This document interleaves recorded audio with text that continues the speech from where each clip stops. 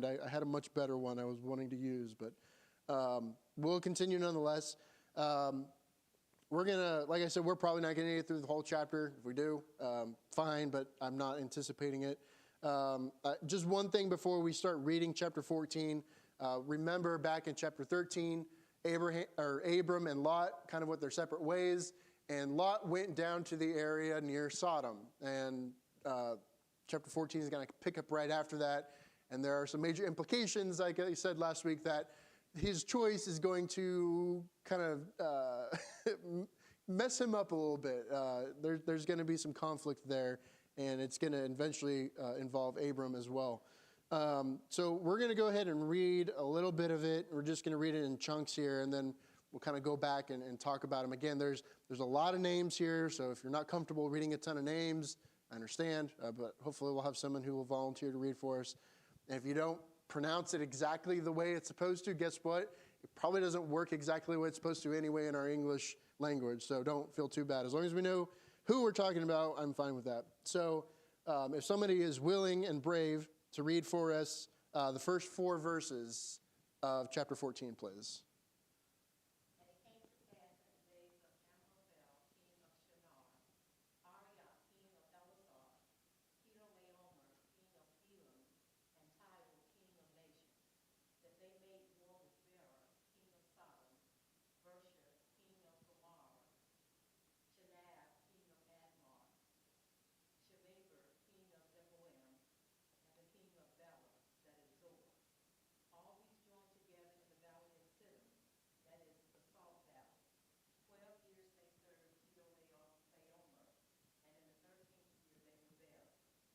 Okay, I think somebody was practicing beforehand. That was pretty good.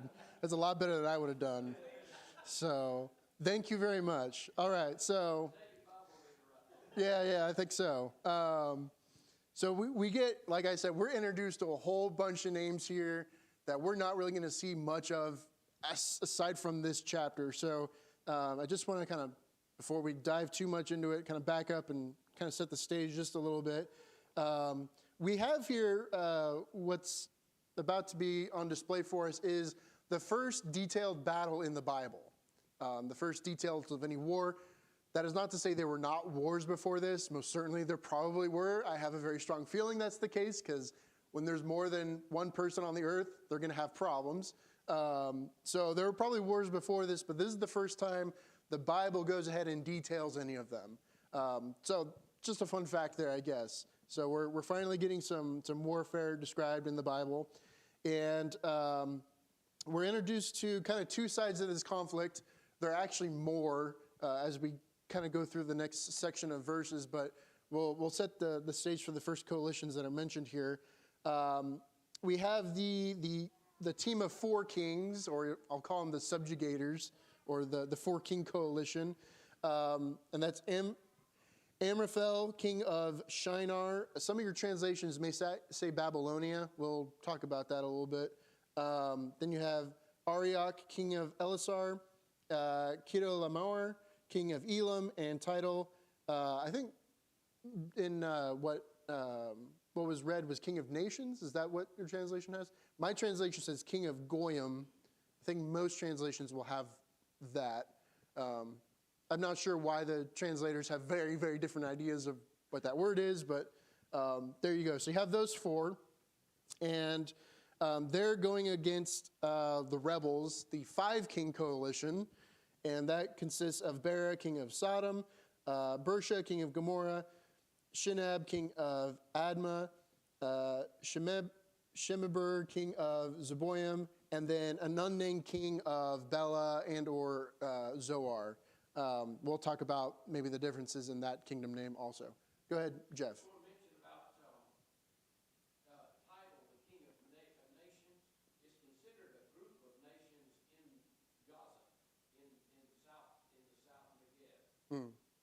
Okay, we're actually going to talk about Goyim itself because people, in fact, the map I had would actually place it in a very different place than I would. So it may be that there are nomadic people. I'm not sure, but we'll definitely discuss it here in just a second because I'm going to get kind of deep into each one of those. But those are the 2 sides that we have in this conflict. So the 5-king coalition, if you will. The ones that are had been subjugated, they're kind of in this area on the south side of the Dead Sea Valley. Right here, that's where all of those locations would be right here. And then the Four King Coalition, the ones that we get mentioned, you'd have Shinar, what was the other one? Elisar, I think, is about right here. And then Elam is the big one. We'll talk about that in a bit. And then Goyim, like I mentioned, you're going to see different schools of thought. Some of them will have it up here in the area of Gilgal. We'll talk about why that may be. And then some will also put it over here nearer the Chaldees. So we'll talk about that in just a second. But Goyim is that kind of one where no one's really sure. Actually, they're guessing on a lot of them, but that's the one that they're most unsure about. But let's go through them one by one there. But just in general, before we get into each one, you have the 5 kings who are here on this side and the 4 kings who are way over here on this side. So if you're kind of wondering what the balance of power is in the world at this time, the mighty nations are in this area of the world. And we're going to talk about that in just a second. Well, before I get into the deep dive on all this, any comments, questions on the teams? I think the Bible's pretty clear about that, I think. Okay. All right, well, so let's talk about them. The first one, Amraphel, king of Shinar. He doesn't appear anywhere else in the Bible outside of Genesis 14. Historical scholars don't really agree on much concerning him. You're going to just find that a lot because there's so little the Bible talks about, and extra biblical records don't really have much. And it's difficult when people have different names and different languages. They don't agree. They agree he probably existed. They just don't know where. Now, Shinar is a place that we are pretty familiar with. Of course, my spell check here keeps changing it to Shiner, which is not right. Shinar is one of the cities that Nimrod establishes in Genesis chapter 10. If you go through Genesis chapter 10, you get to the part about Nimrod. It talks about all the cities that he built in establishing his kingdom. Shinar is one of the ones listed there. So it's one of the early great cities of the world after the flood, because when the flood came, everything got wiped out, and they had to start over. And the cities of Nimrod were considered the powerhouses of the world, not just in their time early on, but even later, because we get ones like Assyria are mentioned later. So things like that. So they were cities that were mighty for quite some time.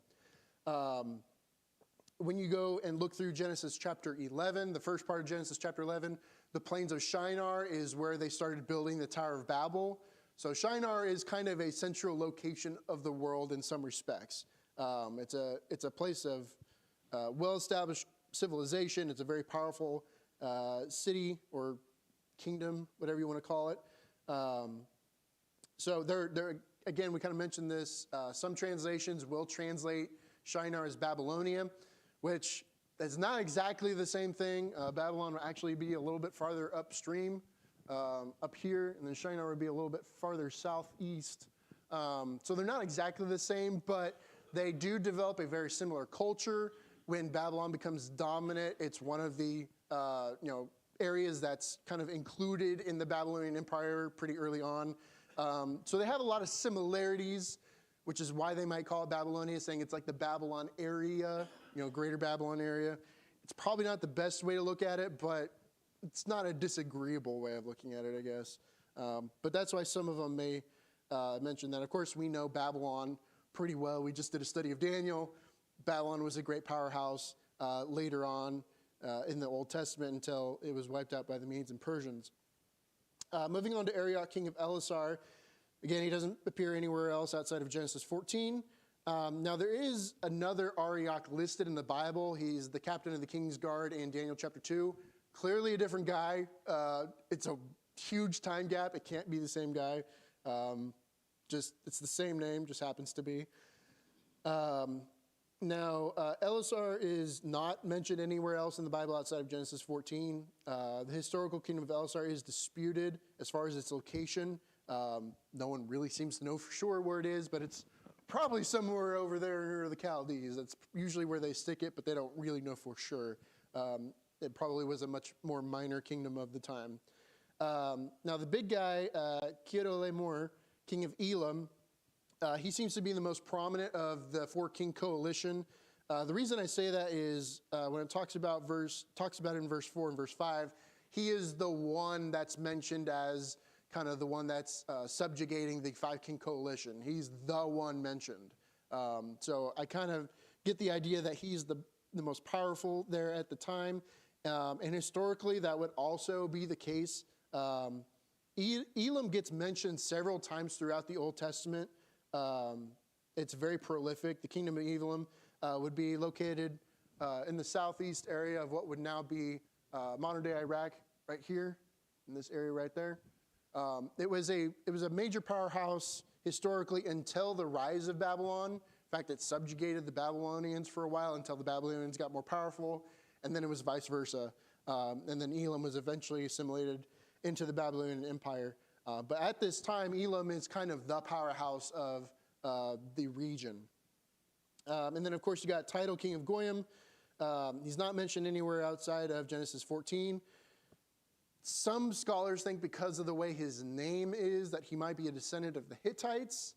I don't know enough about that to say whether they're right or not. It's just something you might come up on if you study this. There is a Goyim mentioned in Joshua chapter 12. We have a king who's mentioned as one of the kings defeated by the Israelites when they took the land, which would indicate that the Goyim of Gilgal could be, this Goyim could be here in the area of the Promised Land. But a lot of the scholars will say, no, this is a different Goyim or a different region or a different nation, and it should be over here with the other three of the four-king coalition. Again, it's not really something I could find a lot of information about. I wish I could tell you more. I don't know. But because these things get mentioned so infrequently in Scripture, it's hard to use Scripture to reference it, and extra biblical texts are not always helpful. So that's the four-king coalition. So again, largely the area around Ur of the Chaldees, that region, is where they're located.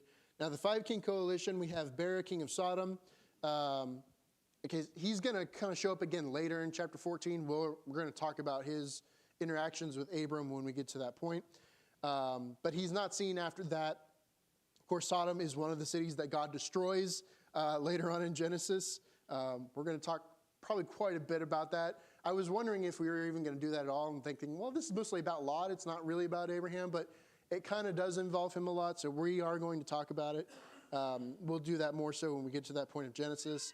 But Sodom will go on to be mentioned even after that point, after it's destroyed, but it's mentioned as a kind of like a warning and a metaphor for wickedness. Even in the New Testament, you'll see it brought up as, hey, these were these wicked people, and they're, whoever's writing is trying to make a point about it. Its destruction is extremely well known and well documented. So when people say, well, like the Bible is a bunch of myths and it couldn't have possibly happened, even extra biblical sources will say there was a Sodom and at some point it just disappeared from the map. So try to explain that, I think the Bible does a pretty good job. Again, we'll talk about it when we get to that point. Then we have Bersha, king of Gomorrah. Again, only mentioned here in Genesis 14. However, Gomorrah is the other major city that God destroyed later on in Genesis.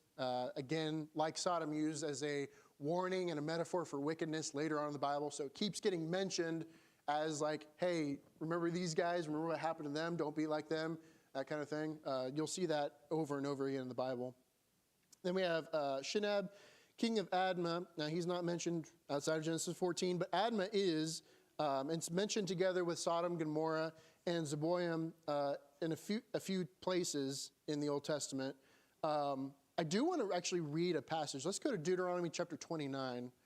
I think you all kind of know what happens to Sodom and Gomorrah, so I don't think I'm spoiling anything here.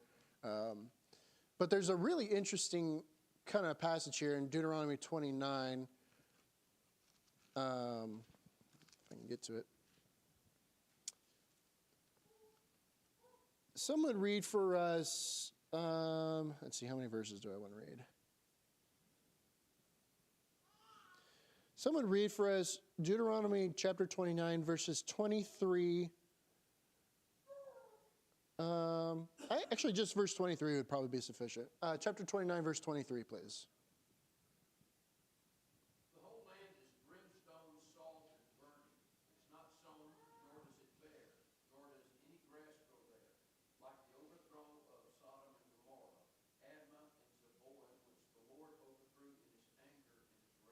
Okay, so there's kind of some descriptions given here to Moses about some things that he needs to know, and he just kind of mentions in passing in this verse 23, talking about the destruction of Sodom and Gomorrah, but it also mentions these two other cities, Admah and Zeboim, in my mind, implicating that they were also destroyed at that same time. Now, we don't see that mentioned anywhere in Genesis, but given the description we see in Deuteronomy 29, verse 23, it seems to me that they also were destroyed at that time. It was not just these two cities, those exact spots. It seems like there was a much wider regional destruction here. And we'll talk about that a little bit more as we go on. But keep this verse in mind, because we're going to come back to it maybe a time or two here. Going on to Shemeber, I don't know, king of Zeboim. Again, he's only mentioned in Genesis 14. But like Admah, it's sometimes paired with Sodom and Gomorrah and the places it's mentioned.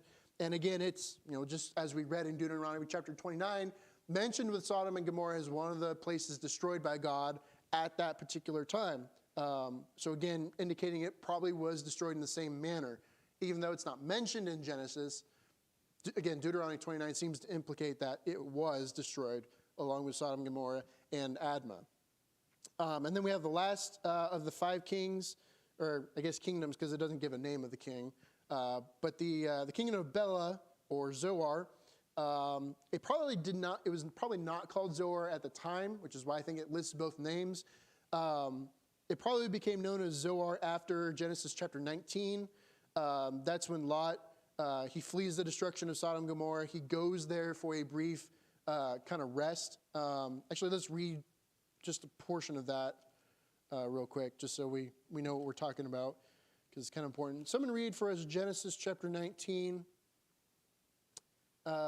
verses 17 through 25, please. 17 through 25 of 19.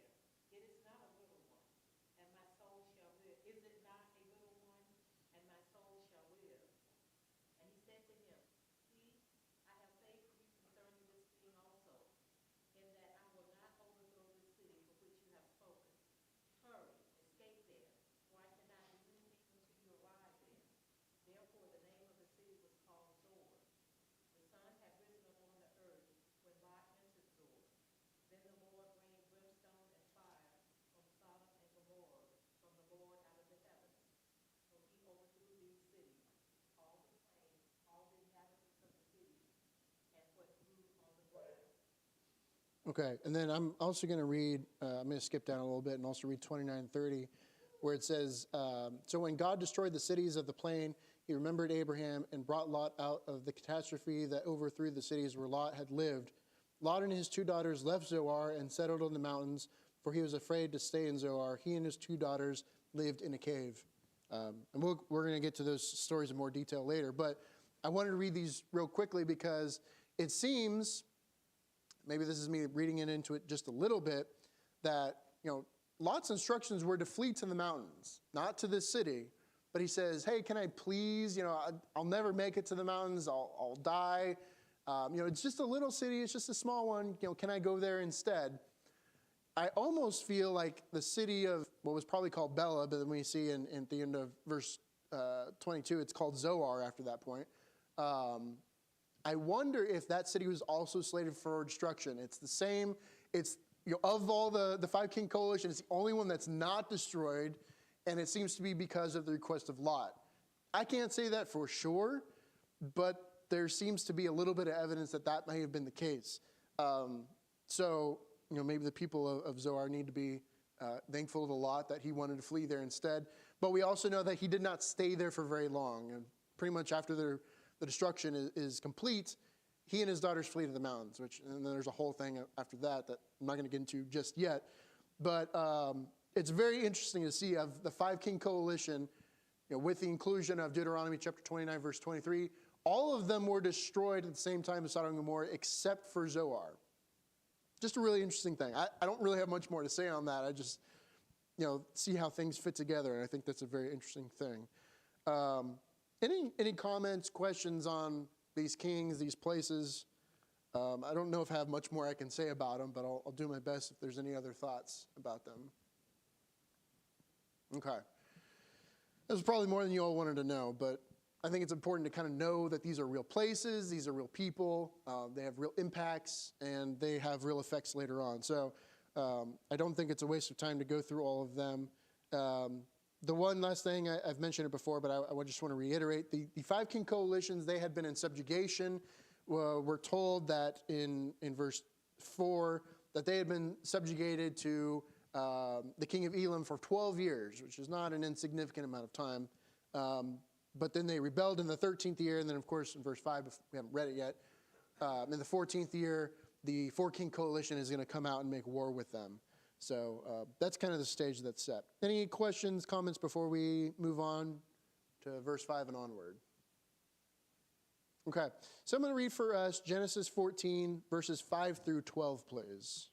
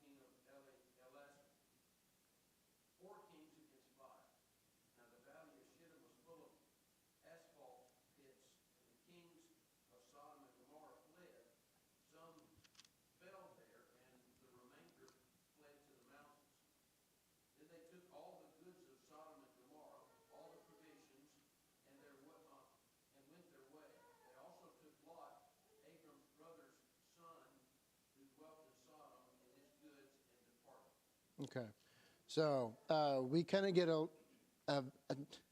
we get a whole list of other names we didn't describe and a bunch of other people's. And I wish I had my other map here. I'm just going to kind of look at it off my phone because that's where I've got it. You can come look at it after class, I guess, if you want. But we don't have just the four kings fighting the five kings.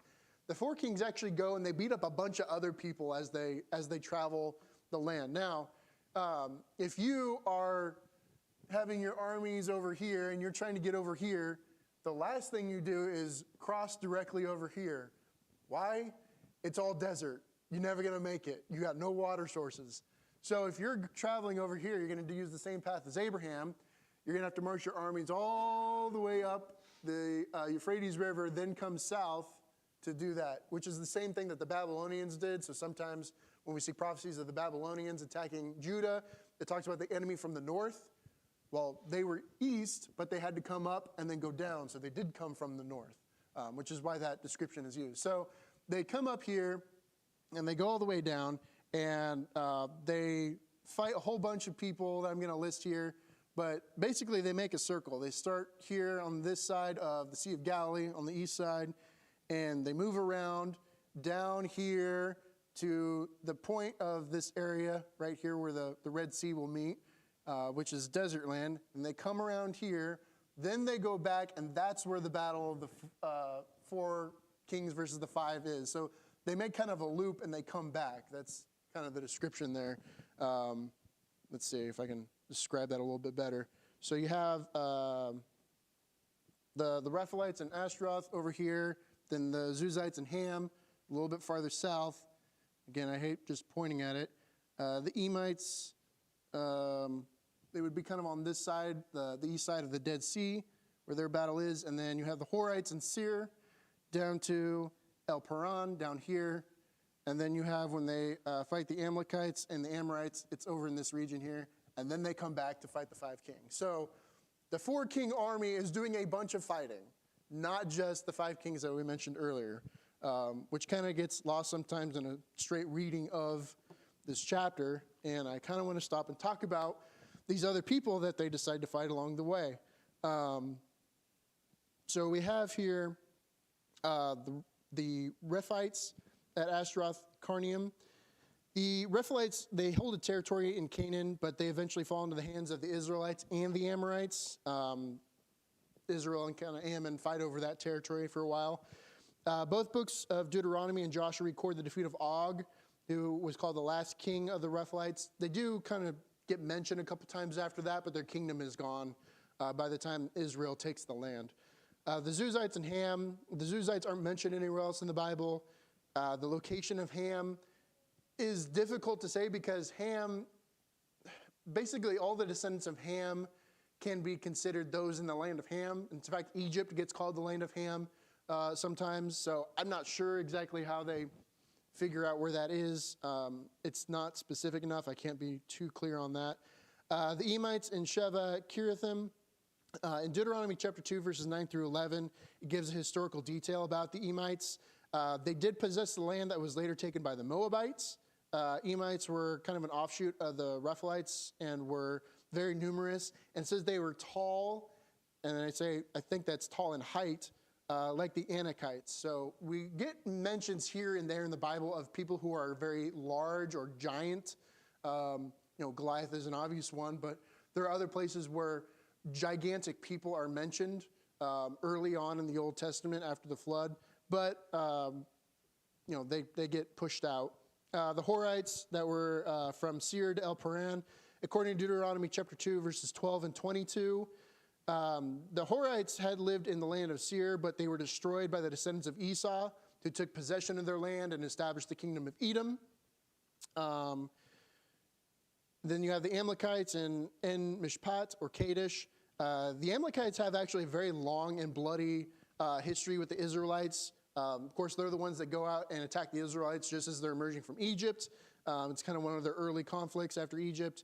But these conflicts last from Exodus to 1 Samuel chapter 15, where in 1 Samuel chapter 15, King Saul was supposed to destroy them all completely. That was the command he was given. Of course, we know he didn't quite do that. And it seems that some of them escaped even after Samuel came in and tried to correct things, because we see survivors that are mentioned, Amalekites in 1 Samuel chapter 27, 28, 30, 2 Samuel chapter 1, and then again in 1 Chronicles chapter 4. After that, it seems they completely ceased to exist after that point, after 1 Chronicles chapter 4. But they did linger around for a long time. Then the last one here, the Amorites in Hazazon Tamar. The Amorites were a major tribe of the Canaanites in the land. They occupied kind of a bunch of areas around what would be the kingdom of Judah, that southern kingdom there. They would have a lot of military conflicts with the Israelites, but they were not driven out completely from the land. If you go to 2 Chronicles chapter 8, verse 7, they're listed as some of the people in the land that were still there when Solomon reigned over Israel. Although it seems at some point they kind of faded out. Either they were wiped out by force or assimilated into the Israelite nation. I assume that they probably integrated with the Israelites, and that may have been one of the reasons that the Israelites developed so many problems with idolatry. It would fit. I don't know for sure, but that would certainly make sense to me. So you have all these other nations before the 4 kings ever get to the 5 kings that they're going and they're battling. One other thing I just want to point out is to see that all of these nations, these ones that are mentioned here, that the 4 kings are fighting as they travel, they all are gone. None of them exist anymore. In fact, most of them are gone by the time the Israelites, or right as the Israelites are taking the land. Like the Rephaites, they lose their territory to the Israelites and the Ammonites. Now the Israelites, of course, are descendants of Abraham. The Ammonites are descendants of Lot. The Zuzites, we don't know, so I don't have anything to say about that. Emites, they lose their land to the Moabites. Moab was a descendant of Lot. The Horites lose their territory to the descendants of Esau. Esau would be a descendant of Abraham. Then you have the Amalekites and Amorites, who are eventually wiped out by the Israelites, descendants of Abraham. So interestingly enough, all these tribes and nations that are mentioned here eventually lose their territory, and they're all two descendants of Lot or Abraham. Just seems really interesting to me. I don't think that's a coincidence, just to kind of show that there's going to be a major change in the land by the time Joshua basically claims all of the land for Israel. Then in verse 8, going back to Genesis 14, verse 8, we have the four-king coalition finally facing down the five-king coalition in the Valley of Siddim, or the Dead Sea Valley, or the Salt Sea Valley, depending on your translation. Now the four-king coalition wins the battle again, so they've won all these battles along the way in the area of Canaan, and now they're fighting the five kings, and they beat them too. So just because you have only 4 kings against 5, that's not the number that you really should be looking at. These were clearly more powerful nations. They had much bigger armies, probably much better equipped, ready for this. So they go and they win. So the four-king coalition wins, and it talks about some of the men of Sodom and Gomorrah, that they're fleeing, and some of them fall into tar pits, or some translations say asphalt pits, or something along that line. I don't know if any of you have ever tried to swim in a tar pit before. It doesn't go well. In fact, I live not too far from the La Brea tar pits in California, and one of the cool things about that place is all of the skeletons they were able to pull out of those tar pits. So there's a museum kind of right on top of the tar pits, and they tell people don't go in the tar pits. There's gates and stuff. You're not supposed to go in there. But they've been able to fish out like hundreds and hundreds of saber-tooth skulls and direwolf skulls, and parts of mammoths and things like that. Like, they've just got enormous bone collections of great animals that are probably more physically capable than you and I, fell in, or accidentally got too far in and waded or whatever, and they got stuck and they got pulled down and they died. So I imagine this was not the most the most pleasant way to go. Was probably very not great, and it smells terrible too. But anyway, yeah, don't go into tar pits. It doesn't go well. But we have some that did flee into the hills, but of course they were routed. The four-king coalition, they get spoils from the battle. This includes the goods of Sodom and Gomorrah, all the food, and it also mentions that they also take Lot and his possessions. Now, if Lot had not chosen to go over to the area of Sodom when he and Abram parted ways, he would probably not be involved in this at all. He'd probably be somewhere else, grazing his herds, having, the time of his life. But like I said, the fact that he's chosen to go here keeps having this domino effect. So he gets taken away as well. I think that's about all I have to say up to that point. We're kind of out of time, so we're probably going to stop here. I don't really have time to go and do a new section. Any comments, questions, thoughts about this grisly battling that we have going on here? I mean, this is not like a small-scale skirmish. This is a total war situation, if you will. You don't send your armies halfway around the known world for fun. I mean, they are fighting everybody they see, that four-king coalition. So, okay. No comments, nothing? All right, you're all making me talk a bunch today. I get it. It's all right. All right, we're gonna stop there though. Like I said, we're about out of time, so I'm not gonna push this any further. Next week we'll pick up at verse 13, and we're gonna see how Abram gets involved in this, because his connection to Lot gets him involved. We're gonna see kind of a really interesting way that this gets resolved, and it's not through diplomacy,